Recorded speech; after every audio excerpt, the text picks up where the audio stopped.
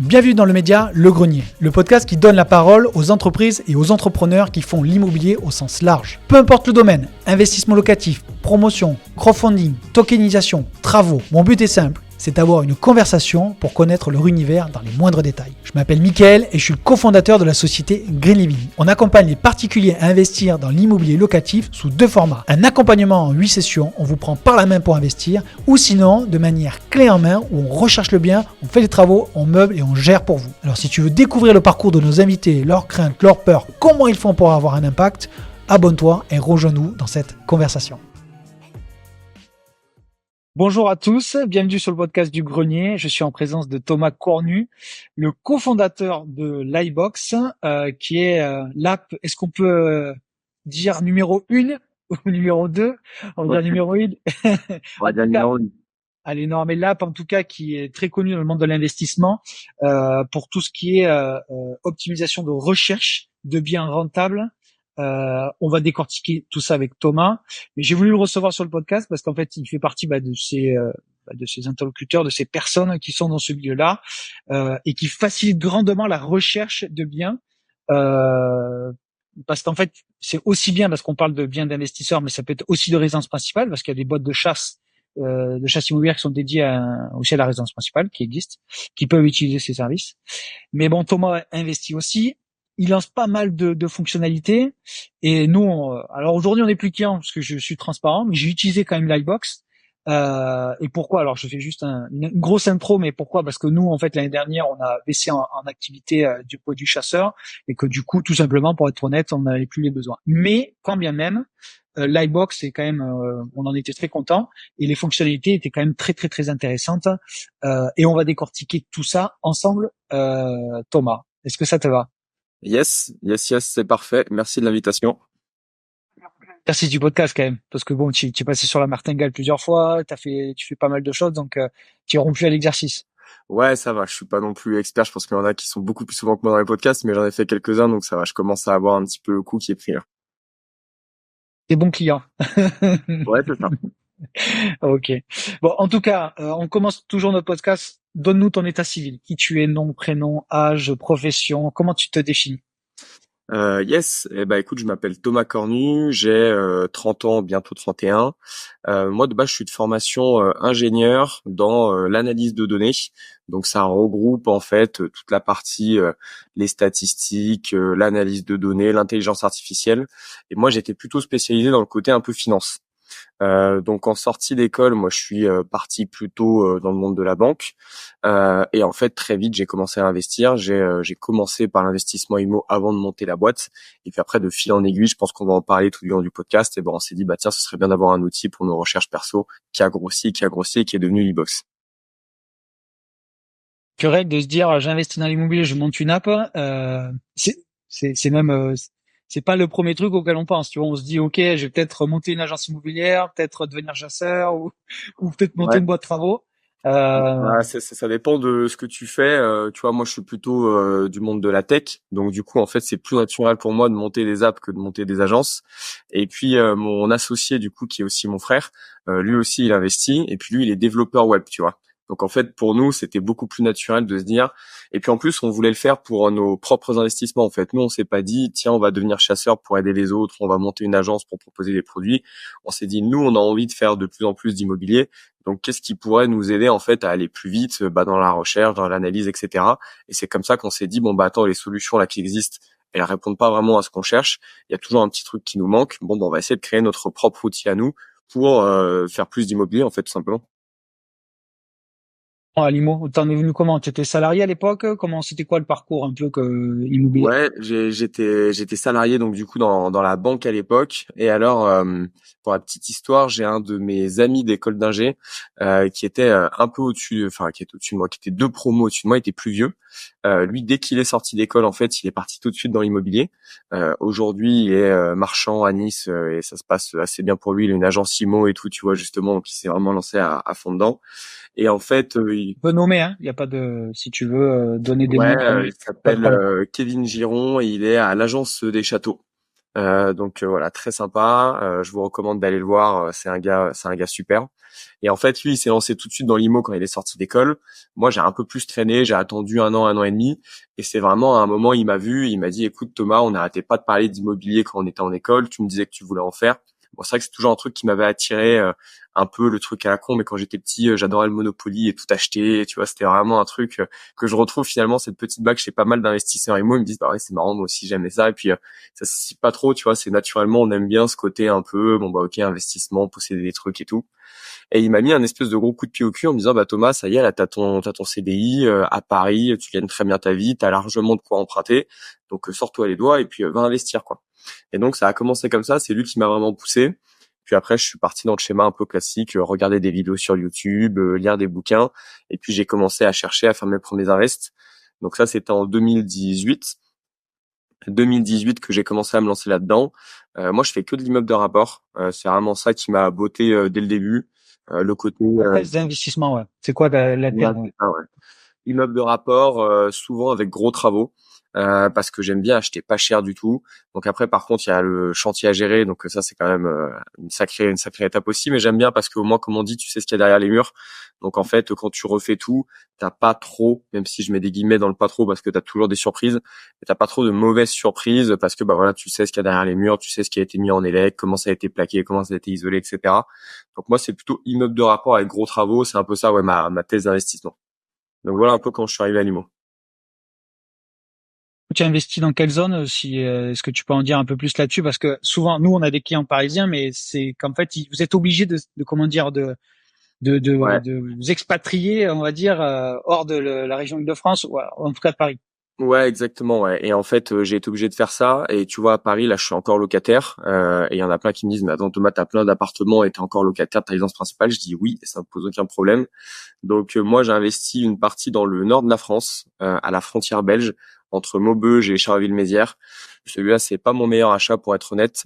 C'est le tout premier. J'ai un peu des soucis de dégâts des eaux, etc., qui traînent depuis 3 ans maintenant. Enfin bon, bref. Et sinon, en fait, j'ai pas mal investi dans l'Allier. Donc ça, en fait, moi, ça me va bien parce que je suis originaire de Lyon à la base.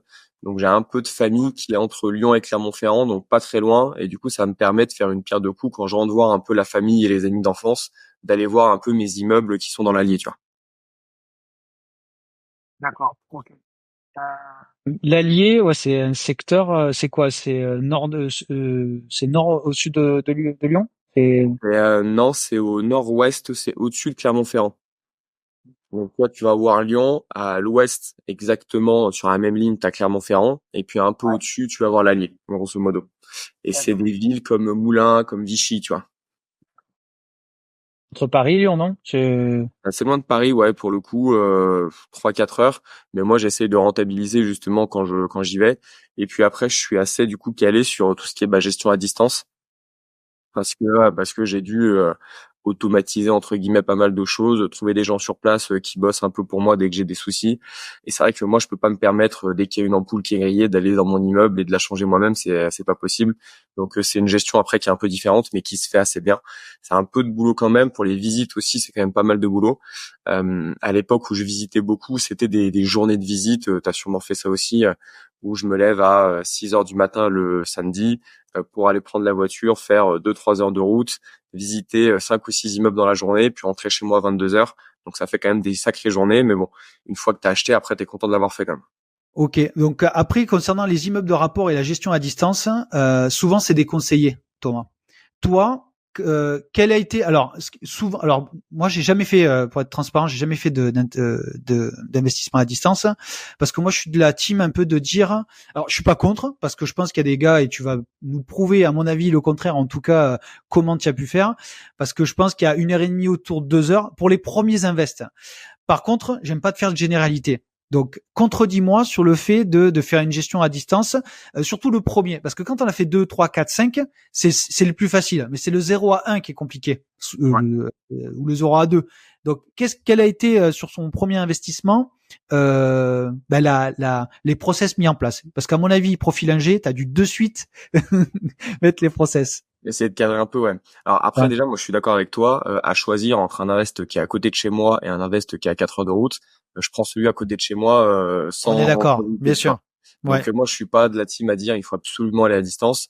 Il se trouve que quand tu es à Paris en fait et que tu veux faire une stratégie de rendement, si tu veux faire une stratégie patrimoniale, c'est pas du tout le même problème, mais si tu Ouais. veux faire du rendement, tu es obligé d'aller loin. Donc du coup, une fois que tu es obligé d'aller loin, bon bah tu as un peu les pour et les contre. Le pour, c'est que tu vas avoir de l'immobilier moins cher donc plus de rendement. Le contre, c'est que tu vas devoir te mettre dans la gestion à distance. Alors ça déjà l'idée, surtout pour le premier, moi pour les travaux, au début en tout cas, maintenant ça a un tout petit peu changé, mais je prenais que des entreprises TCE. Tu vois, parce Ouais. que j'avais pas envie d'avoir plusieurs interlocuteurs, devoir dire bon bah le plombier qui se synchronise avec l'électricien, avec le plaquiste, etc.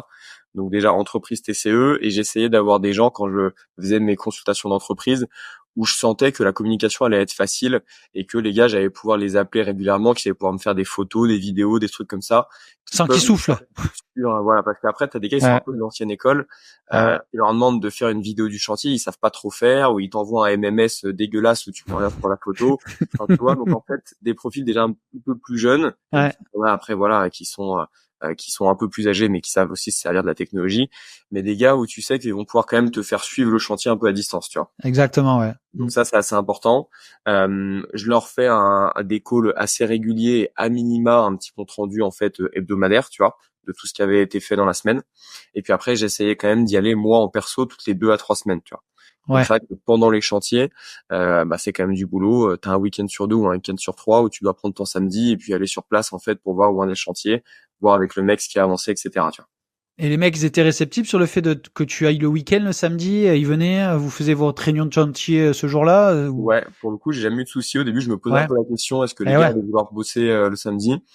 J'ai jamais eu de problème. Peut-être que justement j'ai eu de la chance dans ceux que j'ai choisis au début et puis après tu vois les mecs qui comprennent, je leur dis que moi je suis pas sur place, que voilà je vais avoir Ouais. tout le samedi. Donc en fait tu poses un peu les bases dès le début et puis si malheureusement le mec il est pas d'accord avec ça, tu te dis bah tant pis je vais peut-être aller avec quelqu'un d'autre et voilà tu trouves en fait tes gars comme ça qui fit à tes critères en fait. Ok, donc du coup, gestion des travaux à distance, recherche également, j'imagine. T'as tout fait à distance? Ouais. Alors moi du coup là dans la recherche c'est là où du coup j'essayais d'être le plus carré parce que c'est le plus long. Ouais. Moi je Plus vais jamais. chronophage, ouais. Ouais. Ouais, c'est hyper chronophage. Ouais, c'est pour Ouais. ça justement qu'après nous, avec mon associé, on s'est dit putain, ça prend trop de temps. Ce serait bien d'avoir un petit outil. On va y Euh, venir. ouais, Ouais. c'est ça. Mais tu vois, c'est un peu la suite logique des choses, quoi. C'est-à-dire que Ouais. nous, on passait quand même beaucoup de temps sur le bon coin, se loger, etc. Donc ça, c'est quand même la partie la plus chronophage. Moi, j'essaie de ne jamais aller visiter quand je suis quasiment sûr de faire une offre en fait. Ouais. C'est-à-dire que avant d'aller visiter, en fait, je demande vraiment un maximum d'infos à l'agent immobilier, tous les diags évidemment, un maximum de photos, vraiment toutes les infos. Et en gros, quand je vais sur place, c'est juste pour valider que le mec ne m'a pas enrhumé et qu'il a pas Ouais. oublié un truc, tu vois. Donc normalement, et d'ailleurs ce premier bien que j'ai acheté dans le Nord là, j'ai eu une offre acceptée sans le visiter, tu vois. Donc j'ai Ok. réussi à le négocier à distance et à faire une offre d'achat qui avait été acceptée. Une offre d'achat de toute façon pour l'acheteur ça engage à quasiment rien, donc du coup j'avais Ouais. pas trop de soucis. Et quand je suis allé le visiter, en fait on était déjà d'accord sur le prix. Donc du coup c'est D'accord. pas mal, tu vois.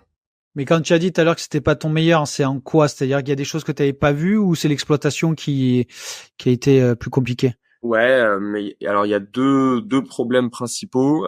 Déjà, moi, quand j'ai commencé, j'ai fait un peu l'erreur que font certains investisseurs, c'est de vouloir faire du LMNP à tout prix, tu vois, parce que Ouais. tu regardes la Fisca, tu te dis bah ouais, c'est vrai que la plus grosse niche en fait, c'est le LMNP. Donc je me suis dit, il me faut absolument du LMNP, Ok. profiter à minima d'avoir autant de loyer que mon salaire, tu vois, pour rester dans la catégorie. Et je Ouais. me suis dit, je ferai de la SCI à l'IS après. Et du coup, en fait, dans cet immeuble-là, déjà, c'est une ville où le meublé, ça marche moyen. Et en Ouais. plus, c'est un immeuble de 3 appartements où j'ai 2 T2 et un T3. Donc les T2, à la Ouais. limite, ça va bien. Mais le T3 en meublé, c'est un peu plus compliqué, tu vois. Et après, D'accord. la coloc, dans ce coin-là, ça se fait encore pire que du meublé. Donc, tu vois, c'est ce T3 met un petit peu de temps à souhaiter parce qu'il est meublé. Et le truc que j'ai pas vu sur le dégât des eaux, c'est qu'en fait, sur ce bâtiment, tu as un bâtiment principal et au rez-de-chaussée, tu as une extension qui avait été faite pour la salle de bain et la chambre. Et cette extension a été faite un peu n'importe comment. Donc, en fait, elle a sa propre toiture. La toiture a pas la pente, les solins sont ni fait ni à faire et du coup en fait Ouais. j'ai des problèmes d'infiltration, de dégâts des eaux un peu partout et je suis en train de me battre avec l'assurance depuis 3 ans. Au Ah mois ouais. de juin là j'ai fêté les 3 ans de mon dégât des eaux parce que les assurances je vais pas en dire trop de mal, mais je les porte pas dans mon cœur du tout. Leur objectif, c'est quand même pas de te faire plaisir, c'est de gagner le plus d'argent possible. Et du coup, en fait, ça part en expertise, contre-expertise, etc. depuis 3 ans. Et les gars font durer le dossier en fait à l'infini. Là, il y a pas très longtemps justement, donc j'ai mon expert d'assuré à moi qui est en relation avec mon assurance. Et l'assurance me répond, on a bien reçu vos documents, conformément aux dispositions légales, je sais pas trop quoi, on vous ferait une réponse sous 60 jours. Et tu vois, en fait, dès qu'il y ça a prend pas de du documents temps. envoyés, eux, ils ont le droit d'attendre 60 jours et donc ils te mettent des 60 jours dans la vue comme ça à tir larigot et en fait, ça avance pas. Et ça fait 3 ans que du coup, le truc est vide. Donc ça va qu'il était assez rentable de base et qu'en fait, avec 2 appartements loués, j'arrive à payer le loyer et les charges. Mais en gros, le 3e appartement, ça devait être le cash flow. Et puis là, le 3e appartement pas loué. Donc en gros, cash flow zéro, autofinancement, tu vois. Mais on va pas trop en dire de mal, mais nous on a un peu l'habitude, aussi malheureusement. Et la phrase que je dis souvent, c'est qu'en fait un expert, parce qu'on travaille avec beaucoup d'experts pour la boîte de travaux, c'est que c'est eux, ils doivent minimiser le montant des travaux. Ouais. Ils sont payés à minimiser le coût des travaux. Donc en fait, et à minimiser et à maximiser le temps. En fait, c'est deux choses qui en fait qui sont corrélées. C'est leur job. Voilà. Bon, j'en dirai pas plus parce que j'ai des amis experts donc je les embrasse. Mais Non, mais je vois très bien ce que tu veux mais dire parce que pour c'est ça leur job. moi, je trouve que c'est honteux ce qui se passe là-dessus, mais c'est exactement ce que tu as dit, quoi. Ouais. Leur but, pareil aussi, j'ai fait grosse erreur. La première expertise qui a été faite avec l'expert d'assurance, vu que je suis à distance, j'ai dit au mec, prenez les clés à l'agence et allez faire l'expertise. Et j'étais pas sur place, tu vois. Alors là, j'ai tout de suite compris mon erreur, parce que là, le coup de lui. Alors là, le gars, mais il trouve tout et n'importe quoi, ouais. et du coup, vu que t'es pas sur place, tu peux pas, ça, à ne jamais faire. Tu vois, ça, c'est vraiment une très grosse erreur. Et là, pour le coup, maintenant, je sais que ça, faut absolument jamais faire. Toujours être avec les experts. Moi, je pensais que c'était des gens de bonne foi et honnêtes. Ah non, oh En là réalité, là. tout l'inverse. Ils sont en bisbille avec les assurances. On n'imagine même pas. Ouais. Alors, c'est pas d'être impartial, c'est de garder leurs clients qui est la compagnie d'assurance, tu vois. En fait, c'est toujours de voir. Après, ça, c'est on peut philosopher sur les affaires, mais c'est de toujours voir l'intérêt de la personne ou de la boîte où elle est placée. L'intérêt de l'expert, il est envers son client. Mais bon, écoute, c'est comme ça. Ouais. On espère. De toute façon, on va espérer que ça va se résoudre, mais en tout cas, ça fait partie du, on va dire, du package de l'investissement immobilier. S'il y a un taux d'emmerde, ça en fait partie. Il faut l'accepter malheureusement. Et donc, du coup, tu as pu quand même enchaîner. J'ai pu quand même enchaîner parce qu'en fait, je suis allé assez vite et donc en fait, tout Ouais. ce que j'ai acheté, je les ai achetés alors que les autres n'étaient pas encore terminés, les chantiers n'étaient pas terminés, tu vois. Ouais. Donc bon, finalement celui-là en plus c'est le plus petit, tu vois, il fait que 3 appartements, donc c'était pas une grosse somme. Et puis après ceux que j'ai fait derrière étaient plus gros. Donc en fait au global dans mon patrimoine, cet appartement qui est pas loué, ça fait chier quand même, mais bon c'est pas ça qui va me mettre dans le rouge. Et après voilà, comme tu dis, c'est le package investisseur. Hein. Moi je dis souvent aux investisseurs, vous devez pas vous demander est-ce que j'aurai des problèmes, vous devez vous demander quand est-ce que je les aurai. Parce qu'il y en aura, c'est sûr. Il faut juste se demander quand est-ce qu'on les aura, lesquels, et puis après savoir les traiter. Mais un investissement, enfin en tout cas quand on commence à en faire plusieurs, où tout se passe 100% du temps tout bien.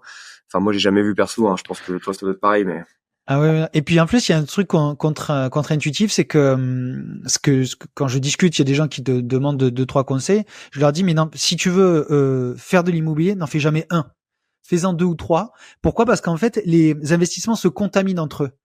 Dans le sens contaminé, c'est contaminé positivement. Le mot est un peu fort peut-être, mais c'est qu'en fait, toi, je pense que dans ton malheur de ton dégât des eaux, alors c'est pas un malheur, il y a pire dans la vie, on est d'accord. Hein, mais ce que je veux dire, c'est que le fait d'en avoir fait d'autres, bah du coup, peut-être que le cash flow ou en tout cas tout ça se mutualise et donc du coup, tu peux réduire en tout cas grandement ce taux d'emmerde quoi. Et ça, les gens, d'en avoir qu'un. T'as une charge mentale. Si t'en as 3, 4, je dis une connerie, t'as peut-être 15 lots, ben t'en as un lot que c'est un peu la brebis galeuse. C'est pas on s'en fout. Mais bon, ça te permet de dormir. Parce que des fois, quand t'en as qu'un, une charge mentale, un problème, t'as que ça en focus, c'est chiant. exactement, ouais. Et c'est pour ça que j'aime bien l'immeuble aussi, c'est que au pire du pire, bon voilà, t'as un appartement, alors tu peux en avoir 2 ou 3 sur un même immeuble, mais c'est quand même rare. Ouais. T'as un appartement qui est un peu la brebis galeuse, mais t'as toujours les autres derrière, et ça divise ta charge mentale. Et moi, la charge mentale est assez importante, donc du coup, je suis assez d'accord avec toi. Et moi, je suis bien content d'avoir enchaîné parce que du coup, ça s'équilibre. Et là, cet appartement, bon, ça me fait rire, hein, qu'à moitié parce que je perds de l'argent quand même, mais ça me fait un peu rire quand j'en parle parce que voilà, c'est un peu la running joke, la blague que je fais tout le temps sur l'appartement quand je peux pas louer depuis qu'il est disponible, quoi. Non, mais c'est bien aussi de dire. Alors moi, pour moi, c'est pas négatif, mais c'est de bien de dire que ben c'est pas un long fleuve tranquille l'immobilier. C'est quelque chose de physique qui vit et que oui, oui, il y a des dégâts des eaux, qui est le plus gros problème qui arrive. Nous, on gère des appartements. J'en ai eu. Moi, je crois que sur tous les appartements que j'ai fait, je crois que j'en ai eu sur la moitié. Ok. C'est ah ouais, et du coup, si tu veux, en termes de démarche administrative, de démarche de dégâts des eaux, c'est pour ça que j'ai des experts qui sont devenus des bonnes connaissances. J'ai un de mes meilleurs amis qui est une boîte de recherche de fuite, donc si tu veux Ok.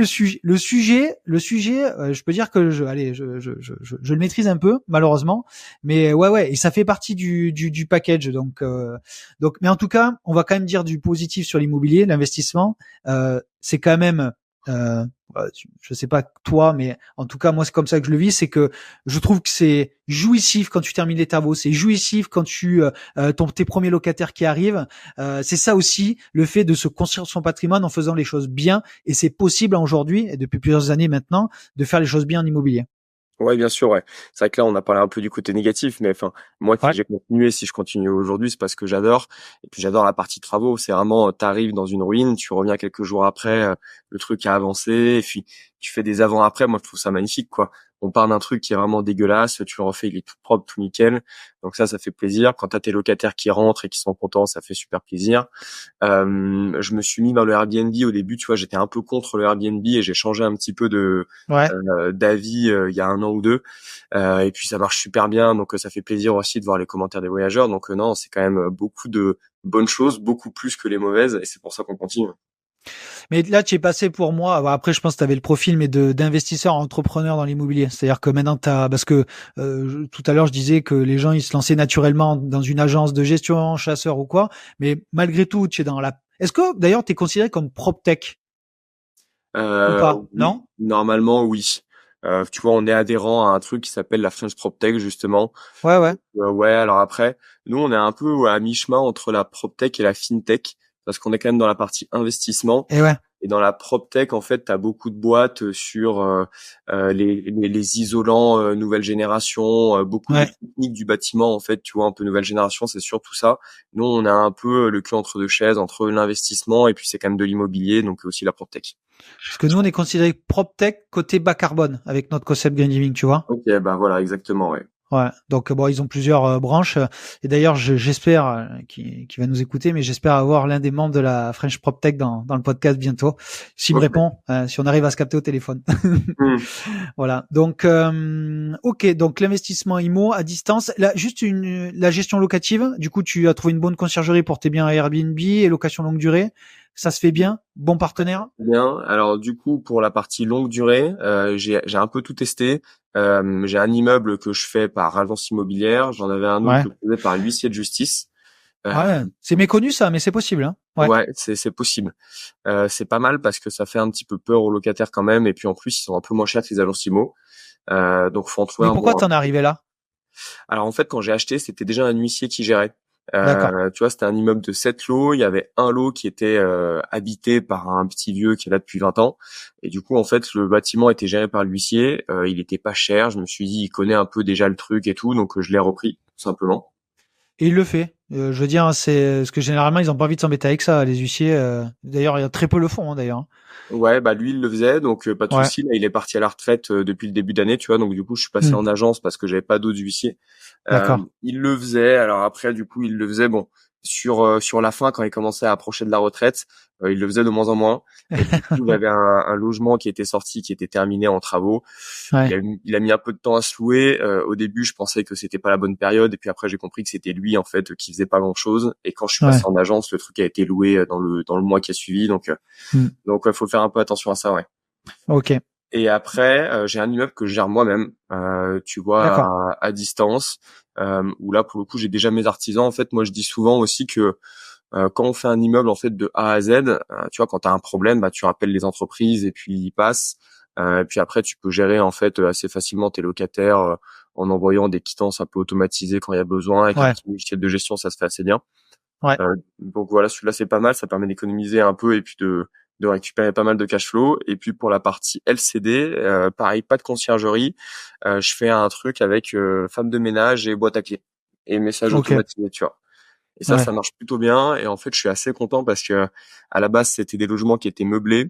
Et puis en fait, le chantier s'est terminé au mois de mai de l'année dernière. Et je me suis Ouais. dit, tiens, est-ce que je testerais pas? C'était un grand appart de 70 mètres carrés que j'ai divisé en 3 studios. Est-ce que je testerais pas de mettre mes studios sur Airbnb juste pour l'été, tu vois? Parce que j'avais pas mal de personnes qui commençaient à m'en parler.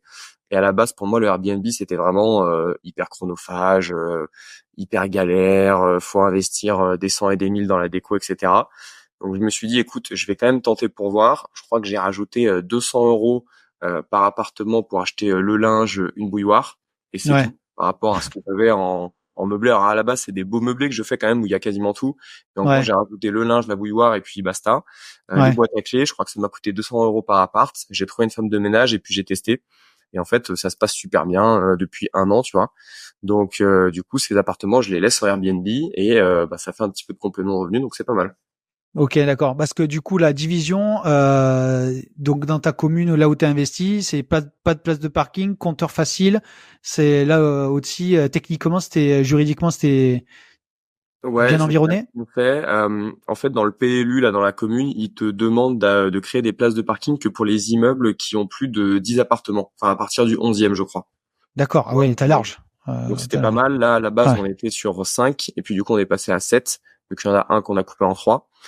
Donc là, pas de souci à ce niveau-là. Et puis, en fait, sur cet immeuble-là, j'ai aussi un petit bout de terrain avec 3 box. Donc, en fait, je me disais, au pire du pire, je pourrais attribuer 2 box aux 2 nouveaux logements, au moins du point de vue de l'urbanisme, et du coup, ils m'embêtent pas trop. Et après la pose de compteurs électriques, ça a été, il y a Enedis qui est venu poser là leur boîtier dans les communs. Ils ont posé les compteurs, mon électricien qui a fait les travaux, Consuel, et puis j'ai pas eu trop de soucis. J'avais pas mal entendu pareil que fallait des fois poser des colonnes montantes, etc. Du coup, quand tu faisais de la division, Ouais. moi ils m'ont pas trop embêté franchement. Les délais aussi. Les délais, ça met entre 3 et 6 mois. Et puis, s'ils ont pas de charge, là, en plus, il y a eu une vague de départ chez Enedis, là. Alors, je sais pas, de notre côté, nous, c'est un peu ça. Donc, Ok. les délais se rallongent, quoi. Donc, ça, c'est pénible. Bah là Mm. où moi j'ai eu de la chance, c'est que du coup, vu que tu avais donc cet appartement au final, j'ai pu commencer les demandes assez vite. Et puis en fait, les chantiers avançaient dans les appartements qui n'étaient pas à diviser. Et puis Ouais. du coup, le temps que Enedis ça se mette en place et tout, hop, Ouais. c'était à peu près synchro avec le chantier en fait du deuxième étage, du coup le dernier. Ok, bah écoute, en tout cas, les gens ils peuvent voir tu sais de quoi tu parles, en tout cas. Donc ça c'est plutôt cool. Donc là on va basculer sans transition sur l'iBox. Donc l'iBox, dis-nous ce que c'est. Alors parce que ça a vachement, moi je crois que je le connais depuis le début, la genèse, mais ça a quand même pas mal évolué. Donc ce que j'aimerais d'abord que tu nous dises, c'est comment vous l'avez pensé dans votre tête avec votre frère au début. Vraiment le début, genre la V0 de l'iBox. Aujourd'hui, ce que c'est et ce que vous voulez en faire dans le futur. Moi, ce que j'aime bien, c'est de voir un peu ce qu'il y a dans le futur. Je trouve que souvent, on s'arrête au présent, mais c'est quoi le futur de l'iBox limite, si tu avais un rêve avec ton frère, ce serait quoi la machine tech que vous voulez construire avec l'iBox? Tu Yes. as, tu as 2 minutes. Ah, ça va être compliqué. Vas-y. Alors du coup pour le début en fait, nous comment ça a commencé, c'était vraiment du coup avec Mathieu mon associé, qui est aussi mon frère du coup, donc on se voyait quelques fois dans l'année, dont à Noël. Et en fait, il y a un premier Noël où avec Mathieu, c'est lui qui me dit bon bah je pense que vous en foutez, mais je viens d'acheter un immeuble et j'ai commencé dans l'immobilier. C'est marrant, je lui dis bah c'est marrant parce que moi je viens de faire la même chose. Tu vois, donc en fait, on Ah ouais, s'était pas concerté, chacun de notre côté, on a acheté un immeuble. Et donc, à partir de ce moment-là, on s'est rendu compte qu'on avait un peu cette passion commune. c'est Une fou année ça. passe où ouais ça a été assez dingue hein. Franchement en plus le timing et en plus la typologie de bien tu vois Eh ouais. donc euh, Même secteur aussi, non?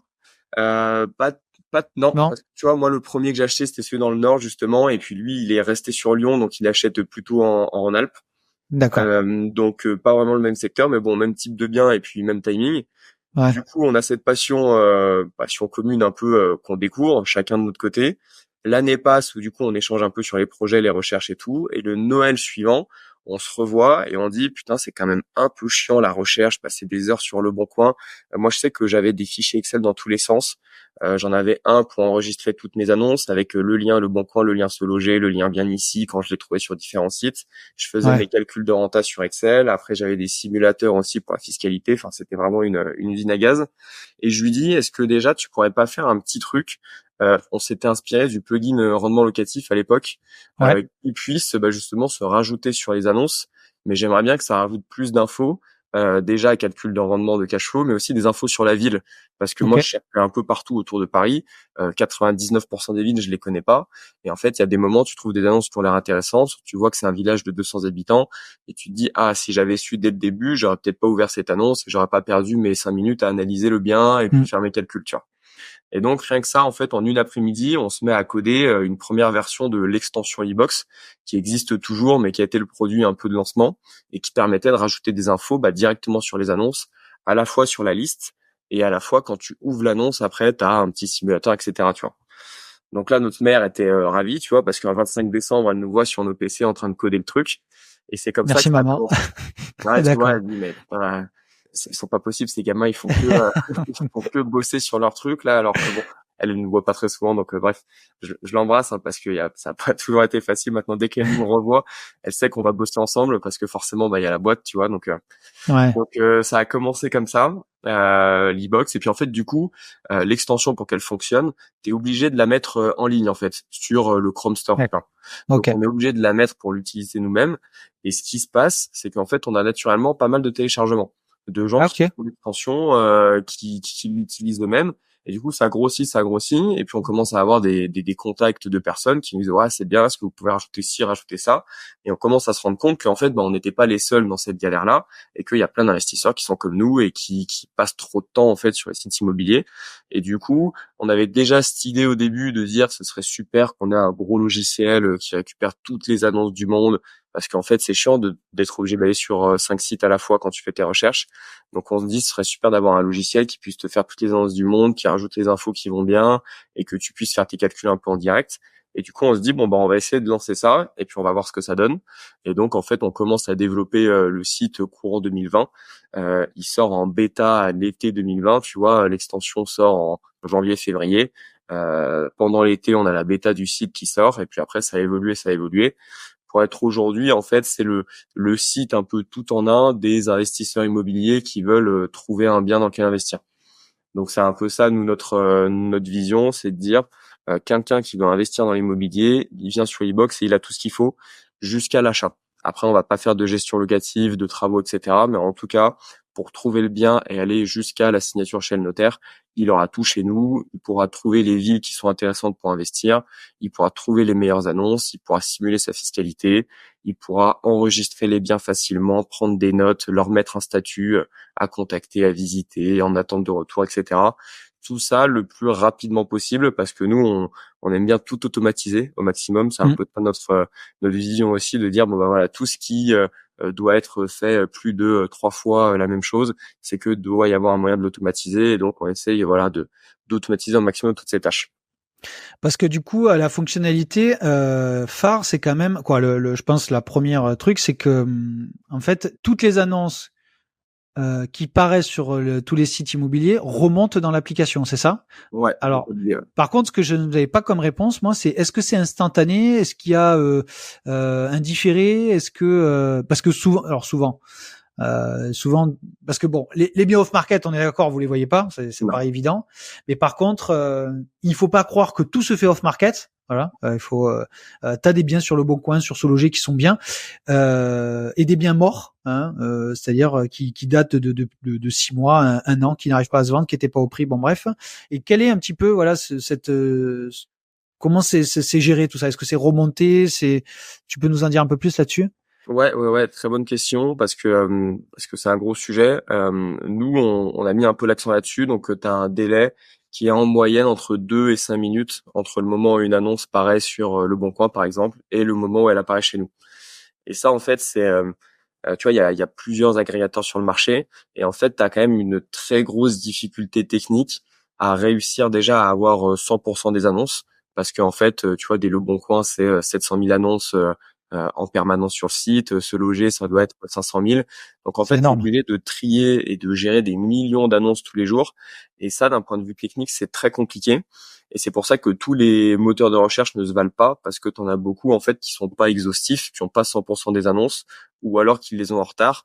Et nous, on s'est dit, si c'est pour avoir les annonces avec un jour de retard ou si c'est pour en louper 20%, en fait, ça perd tout son intérêt. Donc, nous, on a vraiment mis le paquet là-dessus et en fait, nous, on a de la chance parce que c'est notre boulot de base, en fait. Tu vois, on est vraiment dans ce milieu-là, dans la tech, donc du coup, on a pu le faire nous-mêmes.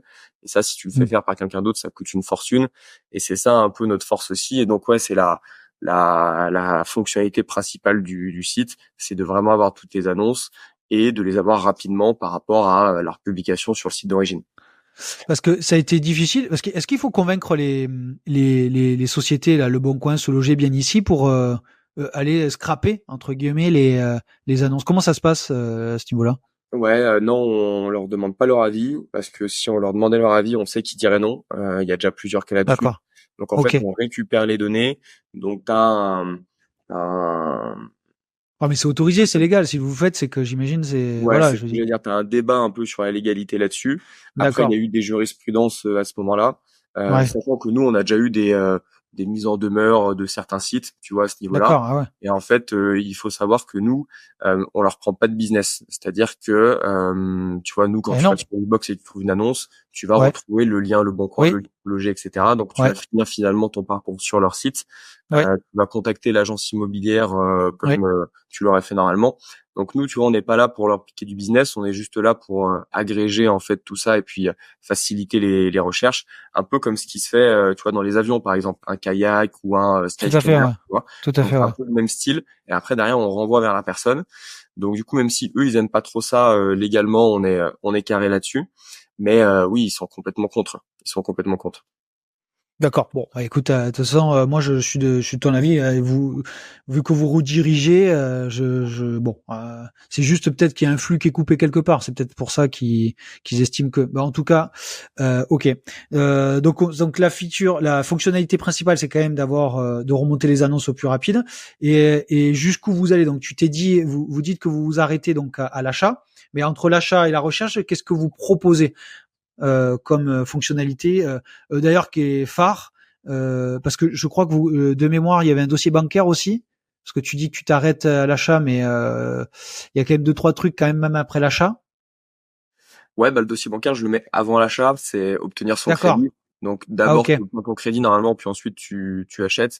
Donc ouais, on fait vraiment aussi à ce niveau-là. Donc en gros, le parcours classique d'un investisseur, il va arriver chez nous. Il y a des investisseurs qui savent où est-ce qu'ils veulent investir, donc ils vont Ouais. passer directement à l'étape 2, et il y en a qui savent pas. Et typiquement, c'est le cas de beaucoup d'investisseurs parisiens qui se disent, bah moi, je suis prêt à sortir en dehors de Paris. C'est le cas aussi pour les investisseurs, je pense bordelais, lyonnais, toulousains sûrement, etc. Qui disent, mais en fait, dans cette ville-là, c'est trop cher, donc j'aurai pas de rendement. Et donc du coup, où est-ce que je peux aller investir autour de moi? Et donc Ouais. là, on leur propose un truc qui leur permet de dire, bah dans un rayon de 50, 100 kilomètres autour de chez moi, quelles sont les villes qui correspondent à mes critères. Donc tu peux te dire, bah, je vais pouvoir sortir toutes les villes avec un rendement minimum, avec une population minimum, avec pas trop de chômage, avec des prix de l'immobilier qui montent, avec de la tension locative.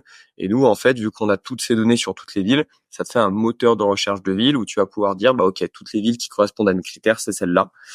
Et du coup, tu peux après te les enregistrer et faire des recherches sur ces villes. Donc ça va être la première étape, trouver les villes qui sont intéressantes en fonction de ta stratégie.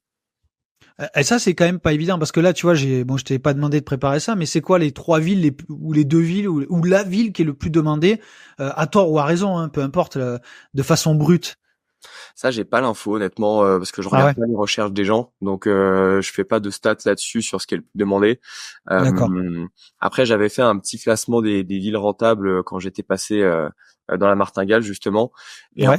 fait, t'as pas mal de villes de l'Ouest qui marchent très bien, notamment des Brest, des Angers, des trucs comme ça. Où en Ok. fait, des villes, moi je dis qu'elles marchent très bien parce que je fais toujours un peu à chaque fois que qu'on me pose la question la différence entre le rendement et la rentabilité. Et Ouais, du coup, exactement. elles ont un rendement qui est pas dégueu, qui est entre 6 et 8, qui est clairement pas Ouais. le plus élevé, mais qui est pas dégueu. Mais Ouais. surtout, elles ont une évolution des prix de l'IMO qui est hyper importante. Et du coup, la rentabilité, ça va être le rendement plus la prise de valeur. Et du Ouais. coup, en termes de rentabilité, en fait, c'est des villes qui marchent super bien parce qu'elles prennent 10% par an depuis pas mal de temps. Donc, du coup, en fait, les personnes qui ont investi là-bas il y a 5-6 ans, à l'époque, c'était pas trop cher. Je pense notamment à Angers. Angers, je crois que ça a pris 45 ou 50% en 5 ans, je crois. Ouais, c'est à peu près ça, ouais, 10% quoi, par an, tu vois. Donc, ouais, ouais, c'est pas mal du tout. Donc, ces villes-là marchent bien. Ouais. On regarde quand même, c'est surtout les villes de l'Ouest. Dans le Sud-Ouest, ça marche assez bien aussi, sauf dans les villes qui sont déjà très chères, les Biarritz, Toulouse. Bon, ça Ouais. prend aussi, mais c'est déjà très cher. Il Mais y a les voilà. marchands là-bas. Ouais, bah voilà, c'est ça, ouais. Bah, quand le prix de l'immobilier commence à devenir trop élevé, c'est t'as les marchands qui commencent à arriver, puis les Ouais. investisseurs qui commencent à partir. C'est le cycle un peu classique, ouais. Ouais, exactement, ouais. D'accord, ouais. Parce que moi, ce qui m'avait beaucoup plu, moi, un peu chez l'iBox, c'est quand même la particularité de tout centraliser. Parce Ouais. qu'en fait, quand tu as même, je vais grossir le trait, mais même si tu sais chercher, parce que à aujourd'hui, quand tu as investi et qu'en fait, quand ton œil est un peu aiguisé sur les annonces immobilières, tu sais honnêtement reconnaître. Je pense que c'est peut-être ton cas, mais en tout cas, je veux pas paraître trop prétentieux, mais moi, je peux scroller 50 ou 60 annonces, je sais s'il faut visiter ou pas. Alors après, peut-être que je connais aussi très bien le secteur, ça y fait, hein. Mais ton œil est aiguisé. Et en tout cas, toi, ton app, permet quand même à grande échelle de pouvoir faire ça. Ouais. Et rapidement se faire un œil sur un secteur. Parce que moi je prône alors après la visite, c'est-à-dire moi pour moi il y a rien que mieux que le terrain, mais des fois tu peux pas faire autrement et il te faut des outils. Et ce que je trouvais moi sympa quand j'ai commencé à l'utiliser, c'est que vraiment tu peux faire une étude de marché, mais alors facilement le temps que tu prennes en main quelques heures l'app, le logiciel, mais après franchement tu peux analyser énormément de villes et de faire ton œil. Voilà, c'est surtout ça Ouais. que moi j'ai apprécié. Ouais, ouais. Alors quand tu connais, toi, je pense que tu connais ton marché par cœur, donc Ouais. tu vois, mais c'est vrai que quand tu le connais un peu moins, surtout quand tu vois t'investis un peu loin de chez toi, forcément tu connais pas par cœur les secteurs. Et du coup là, l'avantage, bah c'est déjà t'as des infos, tu vois, même quand t'as l'œil. Moi, je sais à l'époque sur Le Bon Coin, il y avait pas le prix au mètre carré qui était affiché sur les annonces. Ouais. Donc, tu vois, tu regardes le prix, tu regardes la superficie, mais bon, tu raisonnes beaucoup en prix au mètre carré. Et si t'es obligé de prendre ta calculette à chaque fois, c'est un peu chiant. Et donc là, tu vas avoir les prix au mètre carré, puis tu vas avoir en fait une comparaison du bien par rapport à son marché. Ouais. Parce qu'en fait, nous, on a des algos qui essaient de détecter l'adresse de l'annonce. Donc, quand c'est possible, on a l'adresse. Du coup, on peut savoir dans quel quartier ça se trouve. Et du coup, on peut comparer le prix au mètre carré par rapport au quartier. Par Et rapport comment à la tu fais ville. ça? Parce que moi, franchement, 95% des annonces, il y a rien de, ils mettent pas les, alors sauf quand ils ont des exclus, ils mettent l'adresse, ça arrive ça, mais sinon ils mettent rien quoi. Bah, en fait, elle est cachée des fois un petit peu dans la page. Je sais pas si tu as déjà fait l'expérience, mais si tu mets un bien sur Le Bon Coin à la vente ou à la location, bah en fait, des fois tu mets l'adresse, mais elle est pas vraiment Oui, affichée, tu vois, directement sur la page pour le visiteur. Et donc, c'est parfois d'accord, disponible. Il faut juste aller fouiller un petit peu à l'intérieur du site pour réussir à la trouver. Alors, des fois, c'est c'est pareil. malin ça. Tu vois, ouais. Et puis, tu peux avoir une erreur à une rue ou deux, des fois, parce que, bah, les personnes mettent pas la vraie adresse. Donc, Ouais, mais ça te donne déjà une indication. Et puis après, nous, on recroise aussi tous les sites. Et typiquement, bah, peut-être que l'adresse, elle a été mise sur Bien Ici, mais pas sur Le Bon Coin. Peut-être qu'elle a été mise sur La Forêt, mais pas sur les autres sites. Et en fait, nous, on fait une fusion d'une même annonce. Si elle est sur La Forêt, sur Bien Ici et sur Le Bon Coin, et que l'adresse est uniquement sur La Forêt, par exemple, eh ben, on fait la jointure avec tout le reste, en fait, tu vois. Et donc, d'accord. ça te permet, alors ça marche pas dans tous les cas, on est d'accord, hein, mais ça te permet Ouais. dans certains cas d'avoir l'adresse. Et puis des fois, il y a juste le quartier qui est indiqué. Donc t'as pas l'adresse, mais t'as déjà le quartier. Donc tu peux comparer au prix au mètre carré du quartier et savoir si t'achètes bien par rapport à ton marché, si t'es trop cher ou si au contraire c'est une bonne affaire. Et c'est quoi la fonctionnalité la plus appréciée des clients investisseurs? Bah, je pense que c'est ce que tu disais, hein, c'est le fait d'avoir toutes les annonces au même endroit. D'accord, Ça, ok. ouais, ouais, ça c'est vraiment le truc principal parce que le reste. Tu t'en sers moins au jour le jour, on va dire. Tu vois, c'est quand tu as un projet qui est un peu plus Ouais, avancé, tu vas faire ta simulation de fiscalité. Trouver des villes aussi, c'est assez intéressant, mais ça, c'est un truc que tu fais en général une fois au début et que tu refais peut-être 2 ou 3 mois après quand tu as affiné un petit peu ton profil d'investisseur. Mais c'est surtout le fait d'avoir le moteur de recherche, les alertes mail aussi, ça c'est top. ouais. Bah, moi maintenant j'ai pas mal d'alertes qui tournent, donc en fait je passe assez peu de temps à chercher, mais bah, dès que j'ai un bien qui correspond, qui sort dans une de mes recherches avec mes critères que j'ai renseignés, je reçois un mail en automatique et je sais que normalement il y a 60-70% de chances que ça colle avec ce que je cherche parce que voilà j'ai mis des critères assez précis, tu vois. D'accord. Et c'est quoi la fonctionnalité aussi qu'on te demande qu'à aujourd'hui t'as pas? Ce qu'on me demande beaucoup, et je pense que ça rejoint aussi ce que ça va être dans l'avenir, c'est de gérer plus le Airbnb justement, la LCD.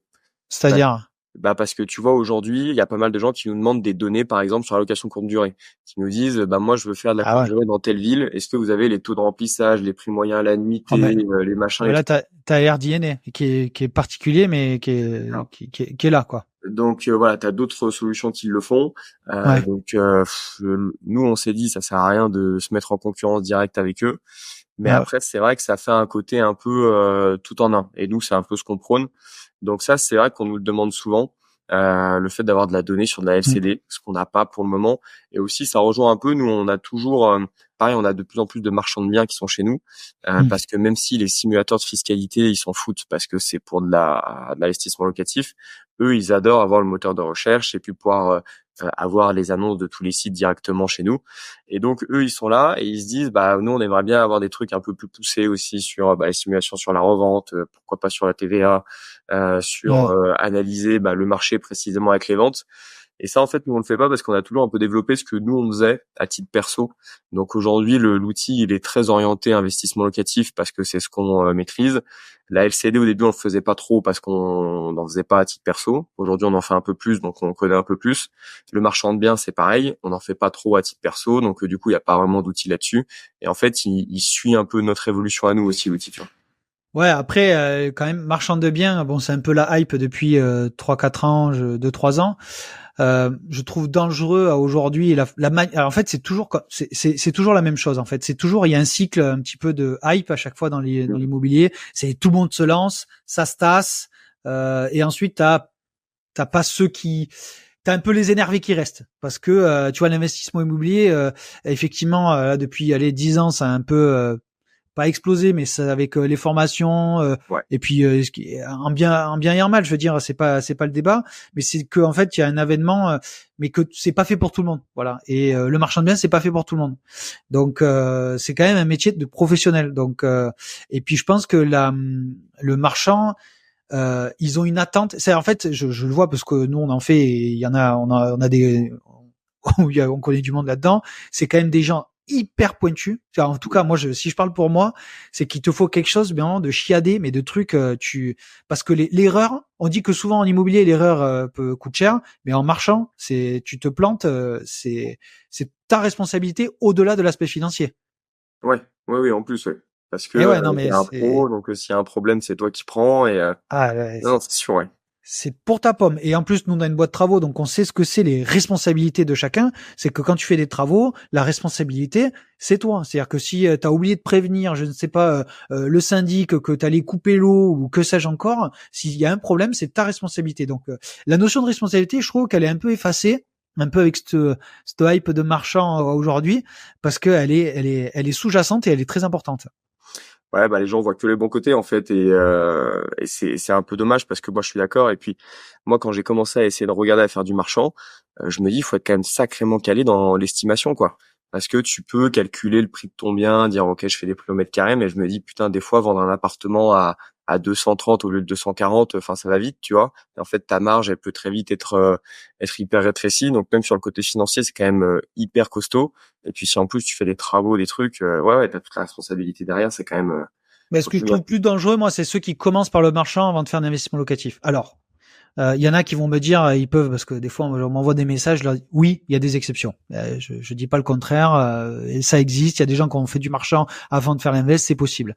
Ils sont entourés, ils ont un peu de cash, leur droit à l'erreur, c'est peut-être l'aspect financier. Ils ont peut-être une surface financière qui leur permet de faire ce droit à l'erreur et grand bien leur en face. Mais la majorité des gens, si tu vas prendre les rouages de l'investissement, les rouages financiers, les rouages juridiques, notaires, c'est très bien de faire quelques invests avant de basculer en marchand. Mis à part d'être accompagné. Je trouve ça dangereux. Voilà, de mon point de vue personnel, je trouve ça très dangereux. Je suis d'accord avec toi, mais j'en vois pas beaucoup des gens quand même qui commencent par le marchand et qui n'ont jamais fait d'investissement locatif à côté. Ah moi j'en ai vu, je discute et c'est ça qui m'inquiète. Mais bon après je pense que tant que t'as pas touché la merde, tu peux pas savoir. Donc après je peux comprendre aussi par contre je comprends le côté ambitieux, le côté de faire. Ça je le comprends puisque j'ai cette Ok, ouais. voilà, ça me parle et puis je pense qu'on a la même personnalité là-dessus. Mais voilà, il faut pas se tromper de stratégie et d'ambition. Des fois, il vaut mieux reculer pour mieux sauter. Voilà, donc je trouve ça dangereux. Voilà. Ouais, donc je te rejoins là-dessus. Ouais. Mais en tout cas, je pense que l'iBox a pour moi, effectivement, suit votre évolution à ton frère, mais le fait aussi d'être dans l'investissement et de justement d'être le cadre un petit peu dans la verticale investissement immobilier, c'est bien aussi, parce qu'au moins vous restez spécialité de quelque chose, il y a un focus. Ouais, ouais, ouais. Et c'est un peu la ligne qu'on prend pour le moment. Donc, tu vois, nous, en fait, là, on arrive à un stade où sur la partie investissement locatif, c'est très carré et il y a quasiment tout. Alors, tu peux toujours améliorer des petites fonctionnalités à droite à Ouais. gauche, tu peux rajouter un peu d'ergonomie et tout. Mais globalement, pour les investissements locatifs, là, c'est carré. Et là, il y a plein de choses en fait qui sont possibles pour nous. On pourrait se dire, on fait plutôt de la gestion locative. Donc, on fait un petit logiciel pour ça. On fait, comme je t'ai dit, un truc pour le Airbnb, ou alors on fait un truc plutôt pour le marchand de biens. Et en fait, là, le problème, c'est pas les idées, c'est de savoir celle qui sera la plus intéressante, parce que le temps, il est limité, et les idées, par contre, il y en a beaucoup. Et Ouais. là, aujourd'hui, ce qui se dessine un peu plus, je pense que c'est plutôt la partie Airbnb, parce que aussi, il y a un côté, ça, c'est plus le côté entrepreneurial, mais tu vois, nous, là, aujourd'hui, l'e-box, c'est très difficile de sortir de France. Parce qu'en fait, Ouais. si on, par exemple, ouvrir l'e-box dans un nouveau pays, faudrait se retaper tous les sites immobiliers locaux, faudrait se Ouais. retaper toute la fiscalité immobilière locale, tu vois, pour pour en faire des simulations. Alors que le côté Airbnb, ce qui nous plaît bien, c'est que une fois que tu as récupéré un peu toutes les datas qui sont importantes, tu peux assez facilement ouvrir des nouveaux pays, et du coup, tu as le challenge un petit peu entrepreneurial qui est assez sympa, tu vois. Parce que ça, écoute, t'as un peu répondu sur le futur de l'iBox, mais du coup, est-ce qu'il n'y a pas des business connexes à l'iBox que vous développez aujourd'hui? Parce que là, l'app, elle a l'air de tourner. Là, est-ce que tu as des chiffres un peu à donner sur lesquels vous communiquez avec ton frère sur le nombre d'utilisateurs? Alors peut-être pas le CA, mais sur quel chiffre vous communiquez aujourd'hui là-dessus? Ouais, écoute, nous aujourd'hui on a 50 000 utilisateurs sur l'e-box, donc ça grossit vraiment bien. On a Ouais, à peu près, je dirais 20-25% de clients pro, donc on a de plus en plus en fait de cabinets de clients en main qui sont chez nous aussi, ou de chasseurs ouais, indépendants. Ça grossit pas mal, hein, on fait plus de fois 2 tous les ans, donc ok, franchement c'est pas mal. Et alors après, tu disais que ça tourne, ouais, ça tourne, mais nous, on voit toujours des petites bricoles un peu à droite à gauche à améliorer. Tu vois, là, ouais. on a encore une roadmap qui est longue comme le bras sur plein de choses à améliorer, à ajouter des petites fonctionnalités. Donc, et c'est notre seul business. On a l'immobilier à côté, mais l'immobilier, c'est pas ce qui nous prend à plein temps. Et donc, aujourd'hui, c'est le seul business qu'on a.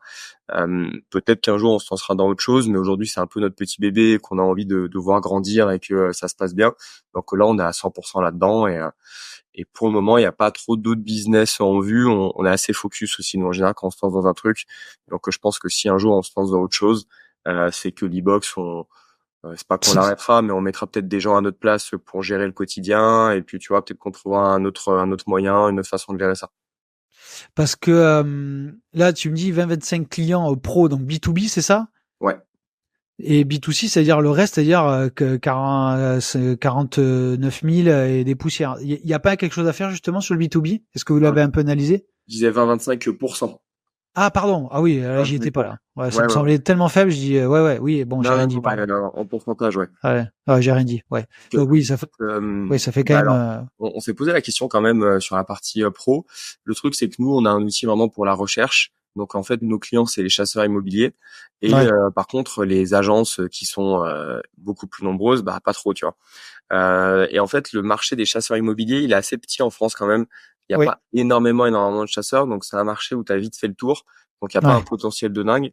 Et c'est vrai qu'il y avait une autre possibilité aussi pour nous, dans les différents axes là, que j'avais dit pour l'avenir, c'était de dire, on fait un logiciel pour les pros, mais peut-être plutôt les agences immobilières, ou alors d'autres professions de l'immobilier. Mais ça pourrait être un truc, parce que nous, en soi, tu vois, on a de la donnée qui pourrait Mm. aider les agences immo à faire des dossiers d'estimation, qui pourrait les aider à faire pas mal de choses. Il y a des logiciels qui font ça, tu vois, donc on pourrait essayer de se caler sur ce segment-là. C'est moins ce qui nous fait rêver, parce que, encore une fois, nous, on n'a pas été agent immobilier, Ouais. donc c'est un peu moins sexy, et je préfère, j'aime bien faire des outils que j'utilise moi-même aussi, tu vois. Donc c'est pour Ouais, ça avec TD, je me dis ça me servira à moi-même plutôt que de faire un truc pour les agents IMO qui est bien niveau entrepreneurial, mais moi je m'en servirai jamais, donc tu vois, ça nous tente un petit peu moins ça. ouais. Alors je te rejoins. Alors souvent les outils sont pas faits par des investisseurs ou même des mecs qui ont créé des agences. Hein. Je parle à Netimo, des trucs, voilà un Mm. peu. Mais tu vois, en fait, il y a un truc que je vois moi. Et je sais pas si c'est culturel. En fait, une agence immobilière peut être chasseur. Elle peut être, hein, je veux dire, elle peut faire des mandats de recherche et des mandats de vente, mais elle ne fait quasiment jamais des mandats de recherche. Jamais. Ouais. Donc culturellement, ils ont pas un état d'esprit chasseur, alors qu'ils pourraient le faire. Hein. Et c'est pour ça qu'en fait, t'as des métiers comme nous, hein, chasseurs immobiliers et des agences, parce qu'en fait, ce besoin-là a été ressenti et qui n'était pas adressé. En fait, mais c'est fou. Hein. Et culturellement, la chasse immobilière, c'est pas qu'elle a mauvaise ou bonne presse, puisqu'elle s'est vachement démocratisée ces dernières années, hein, mais elle n'est culturellement, c'est pas fait. Donc en fait, c'est même pas une histoire d'argent, c'est une histoire culturelle pour moi. Mais j'ai l'impression que même du côté des particuliers, culturellement, en fait, les gens ne se disent pas, je vais engager quelqu'un pour chercher à ma place. J'ai l'impression que les gens se disent, bah, la recherche, c'est moi, et puis il y a les vendeurs, les agents immobiliers en face, tu vois. Ouais, Je pense que les exactement. gens n'ont pas le réflexe de dire, tiens, je cherche un appartement, je vais aller trouver un chasseur qui va le faire pour moi, en fait. Ouais, bah oui, alors oui, c'est un autre sujet, mais tu as entièrement raison. Ouais, ouais. Donc des Parce que deux là, côtés, en fait, c'est du boulot. Ouais. exactement, ouais. Donc bon, c'était pour te partager ça parce que nous aussi on ouvre une agence de transac parce que justement pour adresser ce genre de choses parce qu'on s'aperçoit qu'en fait tu es obligé quand tu travailles dans l'immobilier à avoir plusieurs cordes à ton arc pour pouvoir adresser cet aspect culturel de différentes manières. Je pourrais t'en parler pourquoi on l'ouvre, mais c'est pas l'histoire du podcast. Mais c'est en fait t'es obligé quand tu t'adresses à un marché de dire ok par quel angle d'attaque les gens peuvent te connaître et être visibles. Et l'agence est devenue naturellement. Ouais, c'est ce que les gens connaissent sur le bout des doigts, donc ça leur Exactement. vient plus naturellement en tête. Et après derrière, bah tu peux leur parler du reste, mais c'est vrai que naturellement, même moi quand j'explique des fois aux gens ce qu'on fait dans la boîte, nos clients, je dis bah il y a les particuliers, il y a les chasseurs immobiliers.